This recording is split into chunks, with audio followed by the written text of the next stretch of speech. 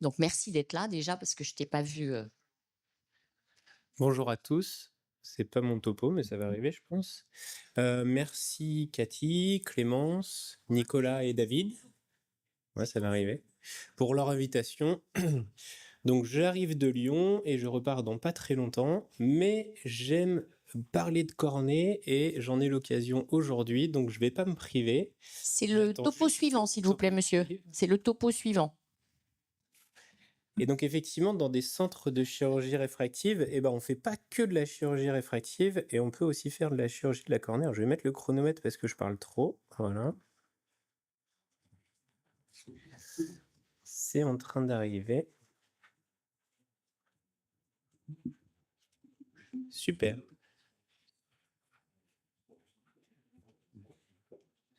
Ok.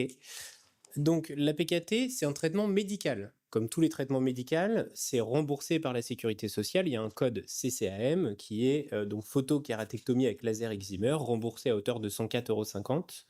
Et l'excimer, on va le voir, c'est quelque chose qu'on doit des années 1960-70. Et c'est quand même à la base les lasers un prix Nobel et un énorme pas dans la médecine et dans le domaine de l'ophtalmologie. On va voir les indications, les traitements et puis ce qui est un peu innovant en 2026. Alors, il faut toujours parler de l'épithélium quand on parle de PKT, parce que c'est ce qu'on va traiter. Et l'épithélium, c'est toujours l'ami du cornéologue et l'ennemi du chirurgien réfractif. Et moi, je fais les deux. Donc, c'est à la fois mon ami et mon ennemi. L'ami du cornéologue, parce que l'épithélium a cette capacité de s'épaissir dans les zones amincies ou de s'amincir dans les zones épaissies pour essayer de régulariser la surface de la cornée et rendre le dioptre de l'œil le plus précis possible. Par contre, l'épithélium peut aussi migrer dans la cornée et quand on crée un capot de LASIK ou qu'on fait une incision en chirurgie SMILE, et ben malheureusement, les cellules peuvent migrer et créer des invasions épithéliales qui peuvent avoir des effets délétères, notamment en créant de l'astigmatisme irrégulier ou des irrégularités de surface qui vont induire des sécheresses oculaires un peu particulières. Et ça, c'est le domaine du docteur Dohan. Quand l'épithélium est instable, ça fait mal. Quand l'épithélium est irrégulier, on voit mal à cause des aberrations induites et de l'astigmatisme irrégulier. Et donc, quand on a des maladies de l'épithélium ou des couches sous-jacentes qui vont irrégulariser l'épithélium, eh ben, on peut se retrouver avec une mauvaise vision et des douleurs récurrentes. Donc le laser excimer, son histoire est intéressante puisque c'est un prix Nobel dans les années 1964. Alors c'est pas l'excimer qui est un prix Nobel, c'est la découverte de la technologie laser, ou en tout cas le développement physique de la technologie laser. On doit ensuite l'idée d'utiliser l'excimer pour en faire une photoablation à des ingénieurs de chez IBM en 1981. Et surtout, on doit à Troquel l'idée d'utiliser le laser excimer en ophtalmologie. Et c'est toujours le nom qu'on retient, Troquel. Alors qu'en fait, la première utilisation du laser excimer chez Lumien, la première PKR, a été faite, tenez-vous bien, par une femme. Et c'est Marguerite MacDonald. Et je l'ai appris il n'y a pas si longtemps, je l'ai appris en faisant le topo, je ne le savais même pas. Et donc, comme quoi les femmes en ophtalmologie, elles ont très largement leur place. Les indications de la PKT.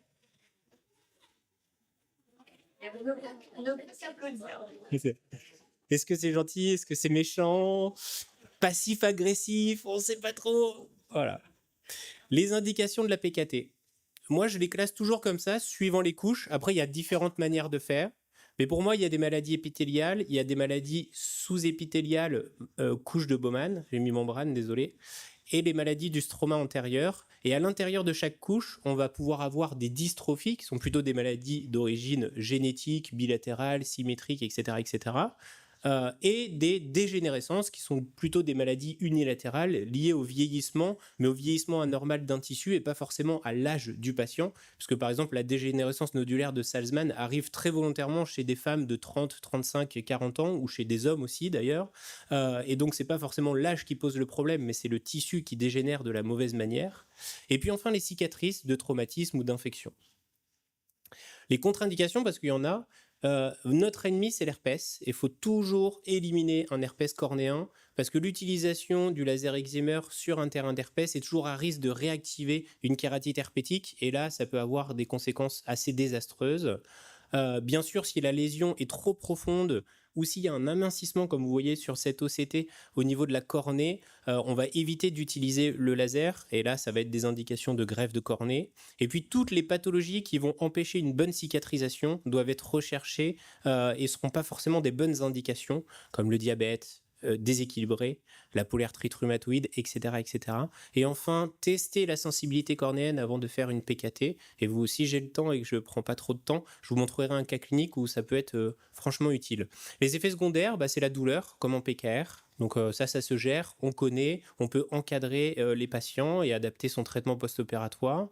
Et puis les AIS qui sont un peu plus fréquents quand on utilise le laser excimer pour raison médicale. Donc il ne faut pas hésiter à utiliser de la mitomycine, du BSS froid, et puis se rassurer sur le fait que la plupart des AIS sont des stades 1 qui vont régresser tout seuls. Parfois, ça peut mettre un an et demi, mais c'est quand même rare aujourd'hui, avec les lasers de dernière génération, d'avoir des AIS qui restent à ce niveau sur plusieurs années.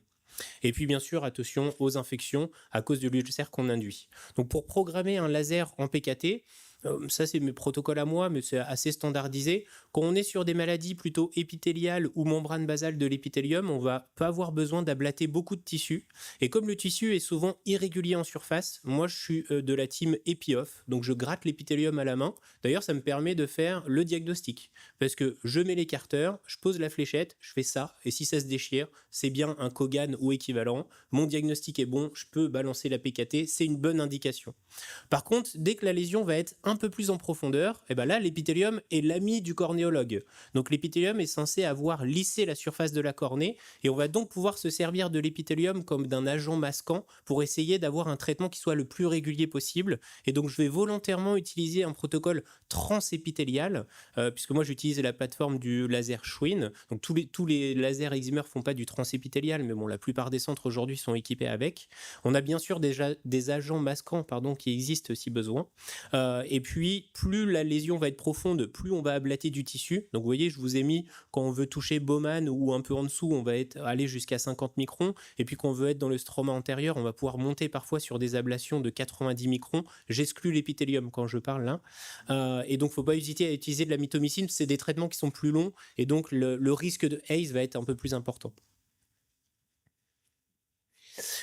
Très rapidement, c'est la vidéo de ma thèse, parce que j'ai fait ma thèse sur le laser. En fait, vous avez vu, c'était très opaque au centre. On a appliqué le laser, puis ça s'est éclairci avec le laser. Bon, ça n'a pas grand intérêt de montrer une chirurgie de PKT. Au niveau du suivi, ça fait déjà 7 minutes ? Voilà. Ok. Bon, suivi post-opératoire, c'est assez classique. On peut mettre une lentille ou pas. Moi, je préfère mettre de la pommade et pas de lentille quand c'est médical, mais en PKR, je mets une lentille. Des antalgiques, et par contre, il faut contrôler les patients. Et bien contrôler la cicatrisation. Bon, je ne vais pas vous faire la bibliographie. Qu'est-ce qui est nouveau en 2026 ? Vous pouvez faire des traitements topo-guidés. Vous pouvez vous aider de l'intelligence artificielle pour planifier vos traitements. Je trouve que l'apport du transépithélial est très important pour le côté régularisation dans les pathologies un peu plus profondes, stroma antérieur. Et quid de l'avenir du collier losartan qui est en train d'arriver pour essayer de traiter les T stromales un peu résistantes. Et donc, associer un collier losartan à une PKT un peu violente qui pourrait induire un ACE, à mon avis, aura un apport certain dans les années à venir. Alors, je vais vous passer ce cas clinique-là et je vais juste vous montrer celui-là. Ça, c'est un patient œil unique, greffe de cornée, récidive de sa dystrophie sur la greffe. Il vient au cabinet pour regreffe. Vu l'aspect et vu la localisation très antérieure des lésions, je lui ai proposé de faire une PKT de surface. La PKT chez le cornéologue, c'est un peu l'argument pour pas greffer.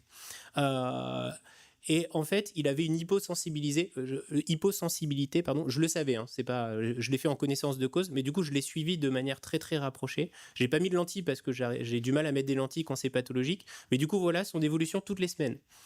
Donc 5 semaines. Alors, il s'est fermé la veille de mes vacances, j'ai eu de la chance. Il a eu une petite lentille sclérale qui a aidé aussi à fermer. Et là, ça y est, c'est bon, il est fermé. Il ne s'est pas infecté ni rien. Mais voilà, très clairement, ce cas clinique montre que ces patients, il faut les suivre. Il faut faire très attention aux hypoesthésies. Et à mon avis, si un jour on avait enfin accès aux membranes amniotiques lyophilisées en dehors des établissements de santé type clinique ou CHU, c'est typiquement un patient à qui on aurait posé une membrane avec une petite lentille pansement et en une semaine, il aurait fermé son ulcère. Voilà, c'était l'objet de ma thèse et donc j'adore ce sujet. Et n'oubliez pas la PKT comme alternative à la greffe de cornée dans toutes les pathologies antérieures de la cornée. Je vous remercie pour votre attention. Merci Romain, c'est intéressant de savoir aussi que le laser nous sert aussi effectivement en thérapeutique et même combiner des chirurgies réfractives, ça m'est arrivé récemment. Donc une jeune fille qui avait eu un abcès de cornée sous lentille et qui voulait une chirurgie réfractive parce qu'elle ne voulait plus porter de lentilles de contact. Effectivement, on a utilisé, elle avait une T, un effet lion T de cornée qu'on a gommé avec son amétropie. Et effectivement, elle a gagné en meilleure acuité visuelle corrigée par la chirurgie réfractive combinée, effectivement, puisque ça a joué le rôle de PTK. Voilà, est-ce que vous avez des questions? Oui, Romain. Merci Romain, c'était très intéressant. J'ai une petite question. Quand tu fais la trans-PKT avec le Schwinn, que tu as une dystrophie de la Bowman, il peut y avoir une irrégularité de l'épithélium qui peut monter de 60 microns et descendre à 40. Quel chiffre tu utilises du coup? Tu vas être à 65, tu vas faire une médiane. Comment tu rentres le paramètre? Parce que quand tu l'enlèves au scarificateur, ça pose pas de problème. Mais là, c'est le laser. Donc, comment tu vas décider de ton épaisseur d'épithélium? Bah, du coup, on a le Sirius ou le MS39 MS39, ouais. qui est, où tu peux faire une carte épithéliale et comme ça tu calques en fait ta carte tu rentres ta carte épithéliale dans le laser et du coup il s'auto-programme pour enlever voilà. Alors c'est sûr si t'as pas forcément le mapping épithélial connecté au laser, en général tu te mets à 55. Bon, en fait si si tu te trompes de 5 microns, ça va pas avoir une influence très très importante. Le plus dangereux dans le laser, c'est vraiment les si je peux prendre une minute, c'est vraiment les amincissements cornéens.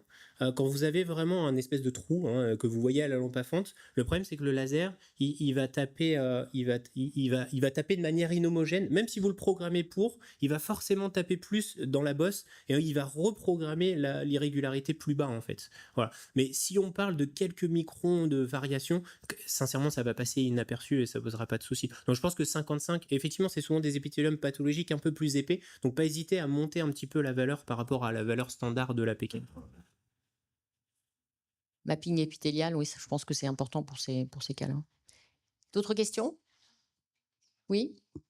Donc, La merci dernière. pour cette très belle présentation. J'ai une petite question par rapport au laser des patients qui ont des opacités cornéennes.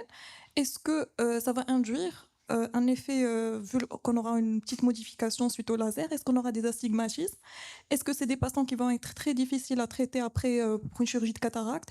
Est-ce qu'il y aura des modifications réfractives qui sont beaucoup plus importantes? Donc c'est ça ma question. Alors au contraire, j'ai pas eu le temps de le faire, mais mon premier cas clinique, donc c'est une patiente qui portait des lentilles depuis, elle avait 70 ans, elle les a portées toute sa vie, elle voulait pas s'en séparer ni rien. Elle avait des espèces de micro-nodules de Sazman, des T cornéennes sur des anciennes infections, inflammations. Donc en fait, j'ai gratté ces nodules et j'ai fait une PKT de surfaçage. Je l'ai laissé cicatriser. Quand on regarde les photos après intervention, elle a toujours des taches partout dans la cornée. Mais par contre, j'ai réussi à accéder à une kératométrie à peu près potable. J'ai calculé un implant, je l'ai opéré de la cataracte. Elle est passée de contre les doigts à 6 dixièmes, corrigée avec je crois qu'elle sort à +1, -2 à l'autoref. Voilà. Donc en fait, la PKT sert à surfacer et à essayer de gommer, mais ça va pas tout éliminer en fait. Mais un patient qui va avoir moins d'aberrations, il va forcément mieux voir en fait. Voilà. Mais au contraire, il faut toujours traiter la surface avant de calculer un implant de cataracte. Quand vous avez un ptérygion, quand vous avez un Salzmann, etc. Si vous faites la cataracte avant, c'est la cata. Enfin, c'est pas que c'est la cata, mais quand on va traiter la surface après, il y aura des erreurs réfractives, les gens vont sortir hypermétropes, myopes, et ça va être un peu chiant. Alors que si on prend le temps de traiter la surface avant, on va tout rattraper avec l'implant de la cataracte, en fait. Voilà.